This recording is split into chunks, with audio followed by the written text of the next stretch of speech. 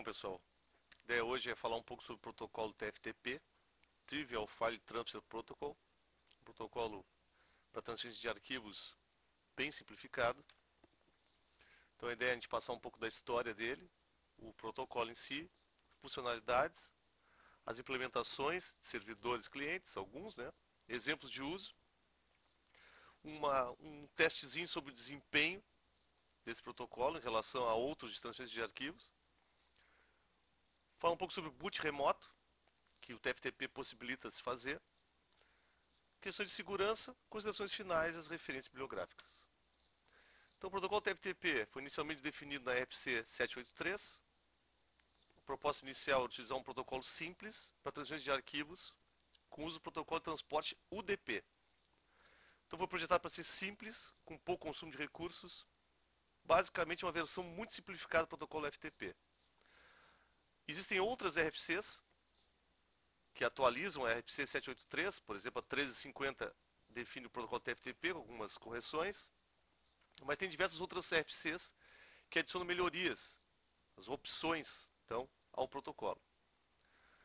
Devido a essa simplicidade, né, que o protocolo se propõe, algumas coisas não são implementadas, que seriam normais, vamos dizer assim, para gerenciamento de arquivos. Por exemplo, listagem de arquivos, diretórios não é possível, remoção de arquivos, nomeação de arquivos e pastas, criação de diretórios. E dependendo da implementação do servidor, não é possível se fazer upload de um arquivo que não exista. Porque já que não tem a possibilidade de criar arquivo, ele não possibilita que tu jogues um arquivo que não exista previamente. Para evitar isso, no caso do Linux, que são servidores TFTP mais comuns, pode-se usar o parâmetro "-c", lá no arquivo de configuração do TFTP, que fica aqui então etc xnetd tftp. Basicamente isso aqui, botar o "-c", então quando se faz o upload, pode-se jogar o arquivo, mesmo que ele não exista, vazio, lá no destino. Outra coisa importante aqui, para habilitar o serviço, por padrão ele vem aqui como disable, que é desabilitado, e yes.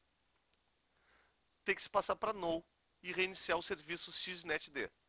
Aí ele passa a estar funcional. Outro local interessante aqui é o seguinte: varlib tftp boot é onde vão ficar os arquivos que são feitos upload para o servidor ou que se faz o download a partir do cliente.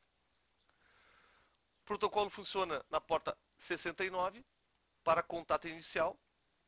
Então, a transferência de dados não acontece nessa porta. Ela é simplesmente para ter um parâmetro inicial conhecido, é uma porta conhecida, e a partir daí é gerada uma outra porta aleatória pelo servidor para troca de dados. São 5 tipos de pacotes, basicamente. Um para leitura, que seria o download, outro para escrita, que seria o upload, os pacotes de dados e os pacotes de reconhecimento. Então, o que é o reconhecimento? Basicamente, um bloco de dados é reconhecido por um pacote de reconhecimento. E pacotes do tipo erro, que seriam para notificar o cliente que o arquivo não existe, que o arquivo não tem permissões para acesso, que o disco está cheio e outras coisas que podem acontecer aí. Então, esse protocolo possui um mecanismo simplificado de reconhecimento de entrega de pacotes, chamados ACK, Acknowledgement, similar ao TCP, só que bem simplificado. Não tem janela deslizante, não tem controle de fluxo. Então, basicamente, se envia um bloco, se reconhece um bloco. Como se fosse no caso do TCP, seria uma janela de um segmento. O emissor de pacotes de dados utiliza o recurso de timeout para retransmitir. Então, tem esse recurso também. Imaginem que o cliente envia um bloco e ele espera um reconhecimento. Se ele não recebe o reconhecimento em 10 segundos, ele reenvia esse bloco de dados. Originalmente, o protocolo permitia apenas blocos de dados de 512 bytes. A partir da FC 1783, que depois passou a 2438, foi criada uma opção no cabeçalho para uso de outros tamanhos de blocos, que são as opções de reconhecimento.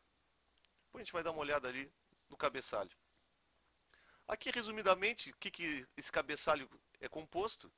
Então, requisição de leitura, o opcode aqui, o código 1, o nome do arquivo que se quer buscar do servidor e o tipo de transferência, normalmente binário para arquivos binários. Para requisição de escrita, se inverte aqui a ideia, né? Então, está se jogando para o servidor, seria um processo de upload. os dados. Então o dado consta o número do bloco e realmente os dados sendo transferidos. Os dados aqui estão aqui, nessa parte que é variável. Isso aqui vai depender do tamanho de bloco. O reconhecimento basicamente é o número do bloco e o opcode 4. Então, manda o bloco 2, recebe o reconhecimento que vai ter o 2 aqui. 2 mesmo, inteiro, número. E aqui erros, opcode 5, e aí os tipos de erros podem ter, como disco cheio, permissão negada, etc.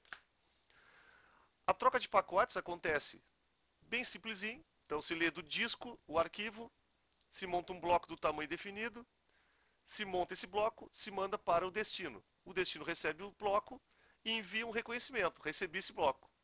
O emissor monta um novo bloco, envia para o receptor e o receptor confirma. Então, esses espaçamentos de tempo aqui, ó, que acontecem entre o envia e o envia, são, na verdade, perdas de tempo. Ou a rede fica ociosa enquanto eu estou nesse período aqui. Isso vai afetar diretamente o desempenho dessa transferência. Então, somente um bloco por vez enviado, o próximo somente depois da confirmação do bloco anterior.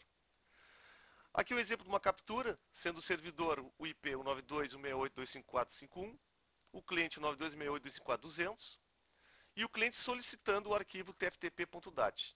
Então, inicialmente aqui a conexão é feita, o contato é feito na porta 69, são enviados aqui o que se está solicitando.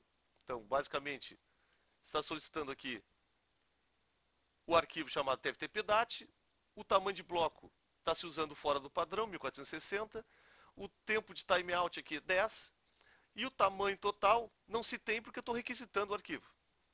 No caso do servidor, quando ele recebe essa requisição, ele já devolve aqui numa porta diferente. Não é mais 69, está usando 35.037. E está dizendo o seguinte, tudo bem, confirma o tamanho de bloco, 1460, o timeout 10 segundos e o tamanho total aqui, sabendo que o arquivo tftp.dat está no servidor, tem aqui aproximadamente 50K. A partir daí, né, essas portas são usadas de forma aleatória aqui. Os blocos estão sendo reconhecidos. Então aqui o bloco vai sendo reconhecido. Ó. Reconheceu o bloco 0. Depois o bloco de dados aqui, bloco 1. Ele reconhece o bloco 1, envia o pacote de dados 2, reconhece o 2 e assim vai indo até terminar. O término acontece quando se atinge o tamanho total dos blocos ou o último bloco é menor do que o bloco que foi determinado aqui pelo tamanho. Então, por exemplo, se vier um bloco 1459, isso indica que é o último bloco. Por exemplo, seria uma forma de determinar onde termina a transmissão. Então, ali é o término da transferência. Clientes de TFTP estão disponíveis em praticamente todos os sistemas operacionais e em firmwares de dispositivos gerenciáveis, tais como switches, APs, impressores e roteadores. A função desses caras aí é possibilitar a atualização de firmware, cópia de configurações, envio de configurações. Normalmente usado em linha de comando. Essa implementação aqui chamada TFTP32 ou TFTP64, que são do mesmo desenvolvedor, é bem comum. Ele é gratuito, código-fonte aberto para Windows. Além de ser os servidores TFTP e cliente, ele também tem servidores de DHCP, servidor de syslog, uma ferramenta bem interessante aí.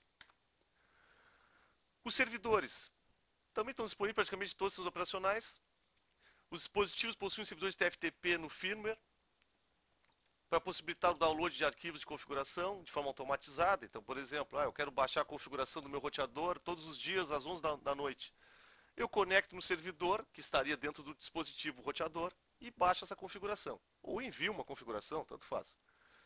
Normalmente possui algum arquivo de configuração para gerenciamento de funcionalidades, mas normalmente não é necessário fazer grandes modificações. Por exemplo, aquele caso do Linux ali, adicionar o parâmetro "-c" para possibilitar jogar arquivos, né? Mas não tem muito mais que isso. Bom, diversos fabricantes fornecem dispositivos, versões de servidores TFTP de forma gratuita para fazer exatamente isso, atualizar firmwares, etc. Bastante comum. Bom, só lembrando então que o TFTP 32 ou 64 são servidores também. Aqui o exemplo do uso de cliente em linha de comando. Estamos fazendo um download de arquivo aqui, percebo, primeira coisa, não tem usuário e senha. Eu estou conectando no servidor 25462 aqui, solicitando o arquivo .zip. O menuzinho é para dar essas informações aqui, ó. Tamanho de bloco 512, timeout 10 segundos, transferência feita aqui de 3.1 MB, o arquivo foi transferido, etc. Então, onde é que ele foi salvo aqui? Ele foi salvo no diretório corrente. Então, é algo que se esperaria de um servidor de arquivos ter autenticação. Mas o propósito do TFTP não é esse. Se quisesse mudar aqui, por exemplo, o tamanho do bloco, bastaria usar o parâmetro "-b" e o número, que seria em bytes aqui, do bloco. Aqui um upload de arquivo, que basicamente está mudando de get para put, ou seja, estou jogando esse arquivo aqui para o servidor. Onde fica no servidor isso? Eu posso passar aqui um caminho? Não pode passar caminho nenhum. E ele vai ficar no diretório configurado no servidor de destino. Normalmente lá no /tftp boot ou varlib boot, alguma coisa do tipo. Em relação ao desempenho, então, o propósito do protocolo não é ter um desempenho bom, e não tem mesmo, principalmente por aqueles tempos ociosos entre enviar um bloco de dados, receber uma confirmação e mandar o próximo. Então, um exemplo aqui de um cálculo básico. Se for usado o tamanho de bloco padrão, que são 512 bytes, ou seja, eu vou mandar pedaços de 512 bytes por vez. Esperar uma confirmação e mando mais 512. Uma rede com atraso de 1 milissegundo, ou seja, eu mando 512, 1 milissegundo depois, ele é recebido pelo destino, 1 milissegundo depois, o pacote de reconhecimento chega para mim. Eu posso mandar o próximo. A vazão máxima será aproximadamente 2 megabits. Vejam, eu não estou falando largura de banda aqui. Ah, mas eu tiver uma rede de 10 gigabits, tu vai ter 2 megabits segundo de vazão. Isso independe da largura de banda. Isso tem a ver com o mecanismo de reconhecimento do TFTP. E, principalmente, tamanho de bloco. Se usar um bloco de 512 bytes, vai ser uma coisa horrível. Mas pode-se mudar o tamanho de bloco e ter um desempenho melhor. Então, um teste foi feito aqui, onde a rede não era um limitante, porque basicamente é a rede entre máquina virtual e hospedeiro. Então, não tenho nem a rede física, não passo por um switch, própria máquina. Transferindo um arquivo de 3,1 megabytes. Então, alguns casos interessantes que vão aparecer nesse gráfico aqui, que vai aparecer agora em seguida, mas protocolo TFTP com tamanho de bloco de 16.384, ou seja, 16K, obteve um tempo muito baixo. Isso vai chamar atenção ali no gráfico. Mas uma vazão muito pequena. Por quê? Porque isso aqui causa fragmentação. Para cada bloco de 16.000 e alguma coisa, eu vou criar praticamente 12, 13 pacotes IP para transferir esse cara. Então eu gero um grande controle, um grande número de bytes de controle, consigo diminuir o tempo porque o meu atraso é pequeno, mas ao mesmo tempo eu tenho um volume muito grande de bytes somente para controle, para transferir um tamanho de bytes aqui que a proporção controle e dados vai ser muito ruim. Outro fator, o protocolo SCP, que usa SSH como base, necessita negociar certificados e algoritmos de criptografia antes de iniciar a troca de dados. Por ser um tempo pequeno aqui, na casa dos milissegundos, essa transferência, esse tempo de negociar essas chaves de criptografia afetar o desempenho do protocolo SCP. Se fosse um arquivo maior que 3,1 megabytes, provavelmente esse tempo aqui seria desprezível, mas aqui não foi. E o protocolo FTP, como a gente vai ver nos gráficos agora, possui o melhor desempenho para transferência de arquivos. Isso aí é notório. Então, percebam. Aqui é o tempo de transferência. O FTP, primeirão aqui, tempo 180 milissegundos, basicamente.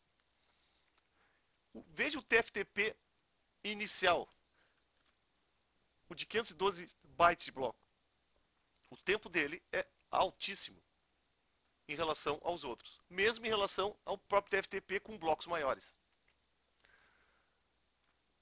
No caso de vazão, quantidade de bits por segundo que eu consigo atingir, o FTP aqui disparado como primeiro lugar. E os TFTPs todos bem abaixo dos demais. Isso porque vazão é bits por segundo. quantidade de bits por segundo. Se eu tenho, no caso do TFTP, esses espaçamentos entre não transmitir nada, ou entre enviar bloco, esperar e mandar o próximo, minha vazão vai lá para baixo. E o caso aqui do TFTP, aquele com blocos de 16.000, que a primeira ilusão é, então vou botar um bloco gigante, mas tem fragmentação, me afeta diretamente a vazão. Em relação ao boot remoto, então o protocolo TFTP, juntamente com o DHCP e NFS, então não é isoladamente TFTP, possibilita o boot de estações por meio de rede. Então, o que dá para fazer com isso? Um exemplo é o LTSP, que é o Linux Terminal Server Project, que é usar o Linux como um servidor de terminais gráficos. Então, minha máquina remota, basicamente, ela transfere na rede uma versão do Linux simplificada para dar boot, monta os discos remotamente e todo o processamento é feito num servidor central. Então, é uma forma de utilizar máquinas antigas aí, usando a rede como o mecanismo de transferência aí do sistema operacional. As interfaces de rede devem possuir o recurso PXZ, que é um recurso da Intel para fazer boot remoto. Isso existia desde a época do Novell Network, muito tempo atrás, que basicamente é um recurso na placa de rede, na interface de rede, para poder buscar, por meio de DHCP, um arquivo que é transferido por TFTP do sistema operacional. Então, normalmente isso aqui é habilitado na BIOS, da interface de rede integrada à placa-mãe, ou uma interface de rede off-board, mas podem ser usadas outras formas de dar boot na rede, com disquete, CD-ROM, DVD ou até pendrive. Então não precisa necessariamente ter uma placa de rede com esse recurso. Aqui tem um exemplo de como se configura isso. Vai aparecer lá como dispositivo de boot. Eu quero fazer boot por PXZ ou network boot, depende do termo que aparece aqui. A partir daí, vai ser feito então o uso de DHCP, recebe um IP, conecta no servidor de boot, que por TFTP, baixa os arquivos. Nesse caso aqui, vai baixar para a memória dessa máquina para poder dar boot. Um exemplo aqui, que vai ser demonstrado depois no final desse vídeo, da distribuição Kali Linux, usando um servidor CentOS como servidor de boot. A ferramenta usada aqui é o DNS Mask. É uma ferramenta bem simples, que ela integra DHCP e TFTP. Então eu consigo, com essa ferramenta aqui, de forma bem fácil, criar um servidorzinho de boot. O arquivo de configuração fica normalmente em etc dnsmask.conf. Criou-se um diretório chamado tftp boot, onde vai ficar o arquivo de boot na rede do Kali Linux, que é distribuído pela própria Kali Linux. Está aqui o exemplo do link. Então no site da Kali Linux tem lá versão para boot na rede. Então aqui tem o netboot.tar. Esse arquivo tem que ser extraído desse diretório. E o próximo passo é realizar o boot com o modo PXZ. Aqui tem um exemplo do arquivo de configuração DNSMask. Então, se usando a interface TH1, desse meu servidor CentOS aqui. O servidor de DHCP está configurado com 2 IPs apenas. Aqui o arquivo de boot, normalmente tem esse nome, pxelinux.0, que vem junto com esse netboot aqui. Onde estão esses arquivos? Onde estão o tftp boot, foi criado aqui, extraído esse cara aqui dentro. E aqui é a configuração do gateway e o DNS. Bom, a segurança. O protocolo não tem criptografia nenhuma, então passível de captura de dados. Outro fator importantíssimo, não há autenticação por meio de usuário e senha. Então não é recomendado o uso de servidores sem firewall e redes não confiáveis. Recomendado o uso restrito em redes locais, para atualização de firmware, backup, restore de configurações, eventuais serviços de arquivos. Se houver necessidade de uso do protocolo TFTP na internet pública, deve-se fazer isso por meio de VPN. Além disso aí, a integridade dos dados transferidos é função dos protocolos inferiores. Então, Qual é o controle que tem TFTP? Basicamente enviou um bloco e o bloco foi recebido. Ponto. Se está íntegro ou não, não é papel do TFTP. E sim das camadas inferiores, camada de transporte com UDP, camada de rede com IP, camada de enlace com Ethernet, ou PPP, PPPoE, ou o que for. Bom, considerações finais. Então o protocolo é muito simples, de fácil entendimento. O uso didático do protocolo em práticas de laboratório recomendado. Então, vamos aprender um protocolo. O protocolo TFTP talvez seja um dos mais simples. Talvez seja um dos mais simples de entender. E com funcionalidades bem interessantes, como transferência de arquivo. Ele ainda é bastante útil para transferência de arquivos de configuração, atualização de firmwares em dispositivos.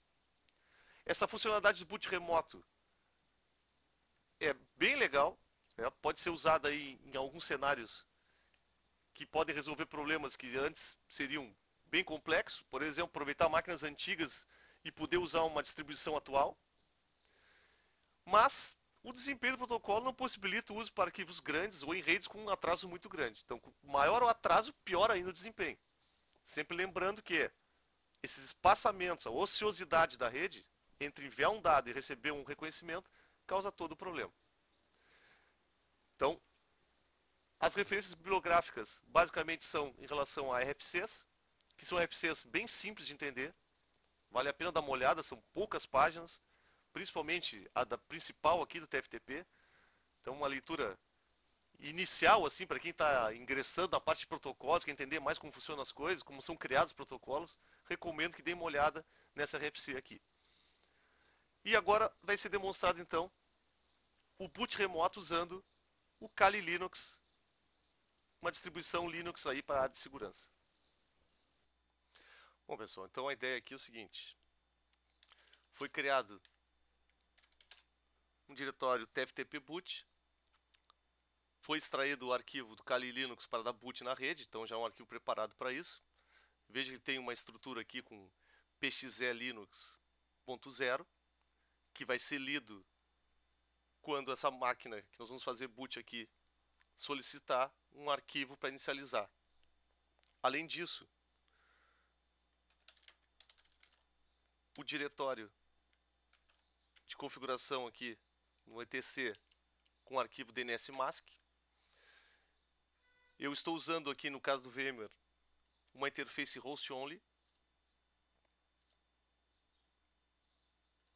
para não atrapalhar aqui o DHCP que eu tenho na minha rede. Então, estou usando uma interface host only, é TH1. Por isso estou usando TH1 aqui. Estou sorteando os IPs 10.5 e 10.6. Estou dizendo que o arquivo que vai ser usado aqui quando der boot vai ser o pxe linux 0. Estou habilitando TFTP. O diretório onde está extraído esse arquivo aqui, que tem o pxe e toda a estrutura. O gateway e o DNS. Nessa máquina que eu vou fazer boot aqui, que eu quero que tenha o Kali Linux, eu também estou usando uma interface host only e não tenho nada instalado no HD. Ele tem um HD aqui, mas não tem nada instalado. Então ele não tem por onde dar boot. Ele vai tentar dar boot pelo CD, ele não vai conseguir. No caso de uma configuração que eu queira forçar o boot pela rede, eu teria que acessar BIOS e forçar esse uso. Então, percebo aqui, ó. Eu cancelei aqui e vou mostrar para vocês, ó. Eu quero dar boot pela rede.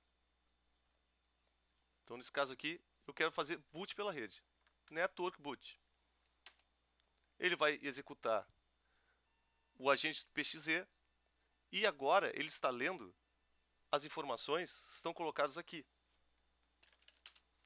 Esse PXE, na verdade, é simplesmente um binário que faz a chamada ao restante dos arquivos. A partir daí, a instalação que vai ser feita está se buscando esses arquivos até um certo momento, vai se buscar dessa inicialização aí do boot pela rede. Depois disso, vai se instalar normalmente. Então, vou pegar aqui. Vai chegar em certo momento aqui, vai escolher qual é o repositório que você quer fazer o download e ele vai baixar. Eu não tenho a ISO inteira aqui. Aqui não tem a ISO inteira. Aqui é simplesmente para fazer o processo inicial de boot. Então é mais ou menos um net install, só que eu não vou ter CD. Eu vou, na verdade, chamar essas informações aqui do TFTP inicialmente e depois segue a vida. Então basicamente é isso aqui, um exemplo de boot remoto.